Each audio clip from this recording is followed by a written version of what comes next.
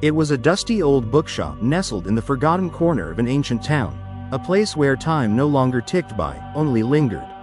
A thick scent of parchment and mystery floated through the air, the kind of place only wanderers with weary souls stumbled into. And that day, it was Jonah, a heartbroken young man, who wandered in with no real intention of finding anything. He wasn't looking for God.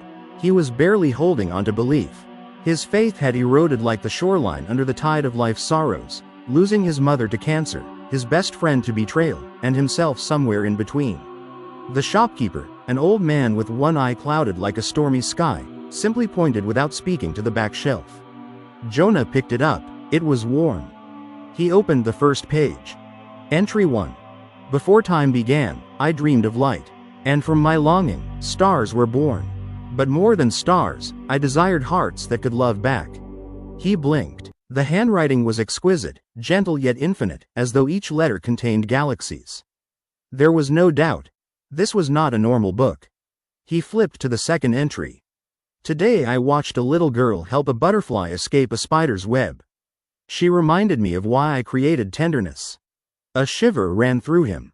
His fingers trembled. He had found God's diary. At first, he thought it must be a trick, some poet with a God complex. But as he read further, the words began responding to his own unspoken questions. Today, Jonah asked why suffering exists. I wish he could see what I see. The way broken soil brings the richest fruit. Still, I weep with him. He dropped the book. His breath left his body. How did it know? The shopkeeper hadn't moved. Jonah stared at him. What is this? The old man smiled faintly. That's not my question to answer. Jonah left with the book clutched tightly to his chest. Over the following days, he devoured every page. Entry 38. I gave humans free will, and with it, the risk of pain. But I also gave them laughter, music, hugs, and second chances. Entry 91. I miss talking to some of my children. I call to them in dreams, in sunsets, in silence. But many forget how to listen.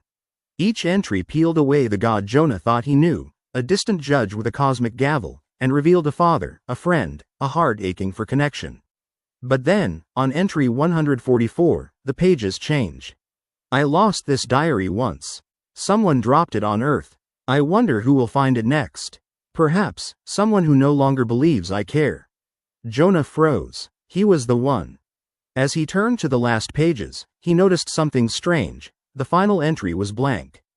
But as he touched the page, words began to appear, not written, but formed from his own thoughts.